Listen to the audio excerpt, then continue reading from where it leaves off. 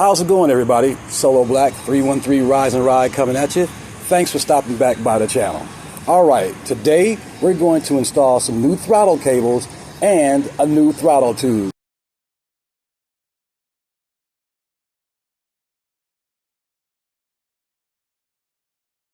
So stick around.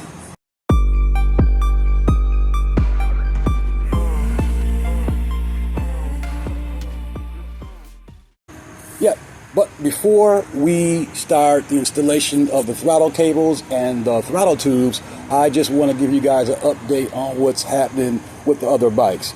So on the Shadow, I didn't like the way the front lights looked, the turn signals. So I took those turn signals off and I added some LED light strips. And I didn't like the way the back of the bike looked. So I removed the factory turn signals and stoplights, and I added a smoked out stoplight and smoked out turn signals. Also on the Shadow, I added a new exhaust. Now this exhaust I got off of eBay. I paid $300 for it. It's what they call a big radius slash cut exhaust. Now I did get it on the bike, and I'm going to insert a little clip of that right now.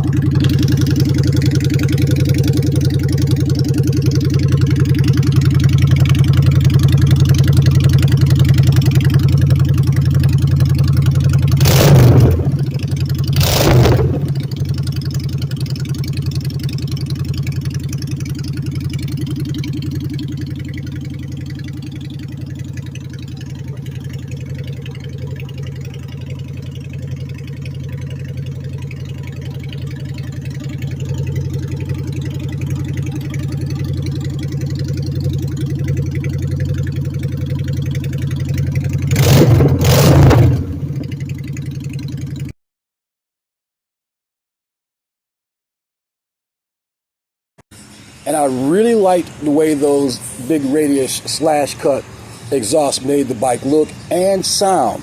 But in order for me to run those slash cut exhausts, I had to lose my brake pedal. I did it for about a day and it just didn't work.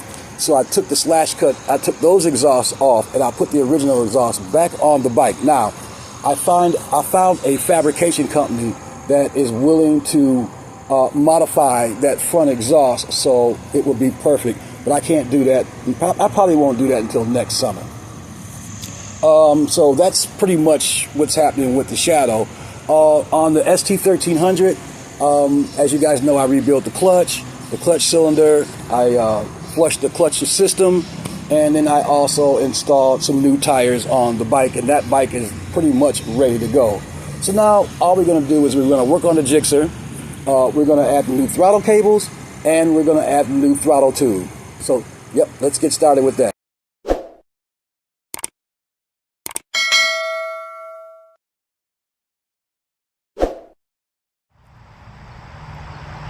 Alright guys, before we install the new throttle cables and the new throttle tube, last night I met a guy on Facebook Market that had a Harbor Freight tire changer for sale with the motorcycle attachment with it for $50. So I met him at Macomb Mall out in Mount Clemens, Michigan, which is probably about a 30-minute drive from my home in Detroit, and we did the deal.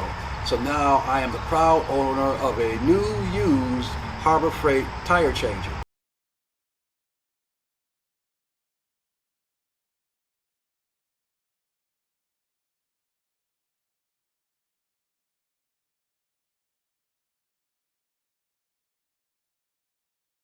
Now, if you've ever worked with these tire changers or you own one of these Harbor Freight tire changers, you know that with a few modifications, these tire changers can be very, very useful. And because I have 3 bikes, changing tires can be a daunting task if you do them like I do. So I have to use a bead breaker or 2 C-clamps, and then I spoon the tires off. This Harbor Freight tire changer is a definite game changer. Now I still got to get some red head drop-in mounts for the floor because I don't want to bolt it to the floor permanently. because my garage space over here at the storage garage is very, very limited. So I want to be able to put this thing in the floor, mount it down, and then take it up when I'm not using it. All right, so I do have a new Harbor Freight motorcycle tire changer now, and also now Harbor Freight still sells that tire changer, but they no longer sell the attachment that I have with my Harbor Freight tire changer. They're selling a small round one that you have to use on the floor, and I just didn't want to do that because that's just too much like using the old spoon method to get those tires out. One thing about the Harbor Freight tire changer with the auxiliary motorcycle stand is you can stand up and do it, and it just makes it that much better to change your tires. All right, let's install those new cables and that throttle. First thing we're going to want to do is remove the seat.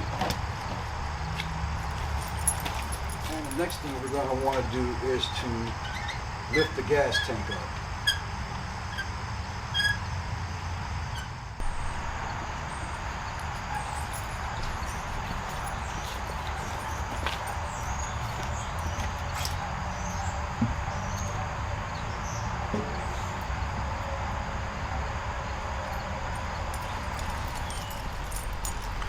Okay, once you get the gas tank all propped up, you're going to want to remove the cables from here at the throttle positioning adjustment.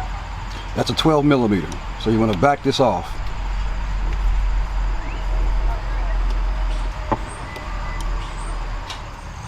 Next, you want to remove this hold down wire that holds the throttle cables in place.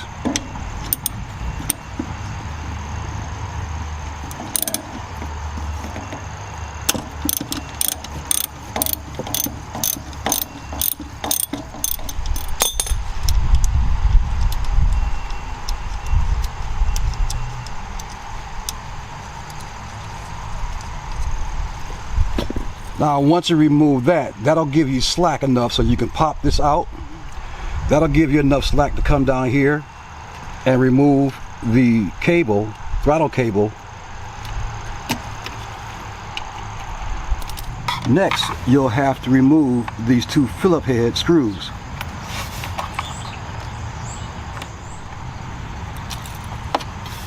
Okay, sorry about that. There's not two screws, there's 3 screws in this handle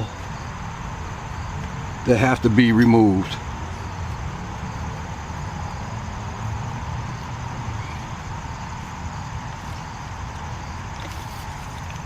And then you separate the halves.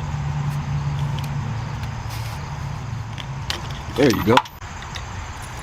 Okay, once you remove the halves, get a little slack on there.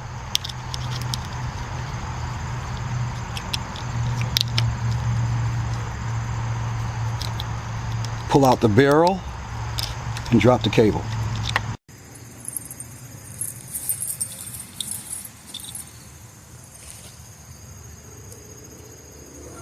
Now, once you get these cables loose, you can start bringing them back out through here. That's one. Try to remember how they go. Someone has tie wrapped this one up. I don't know if that's because, oh no, it's not tie wrap. Okay, so then you can follow these cables and then pull them out.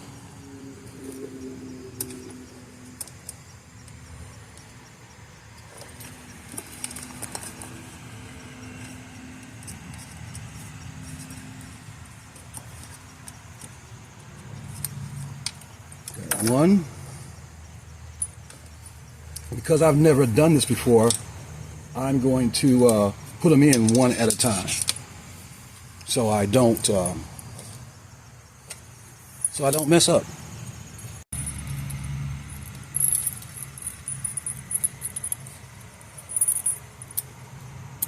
There you go. There.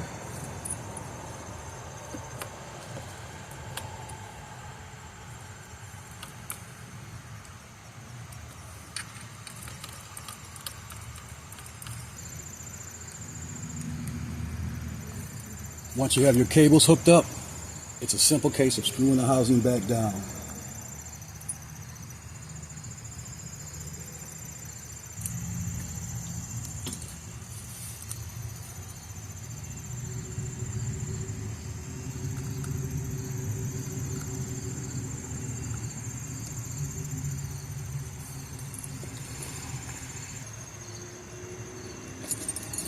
Now, let's get that retaining clip back on.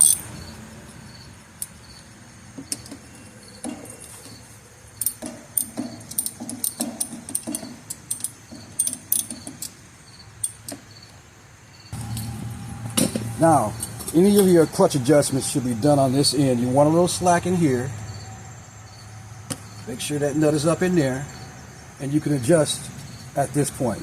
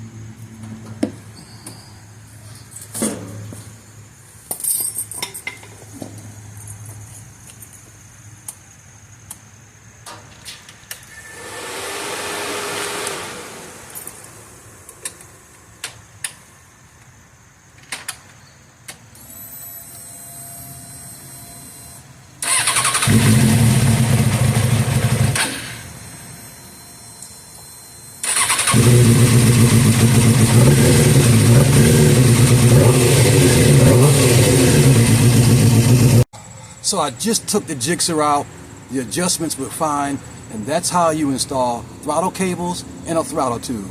Solo Black 313, Rise and Ride coming at you.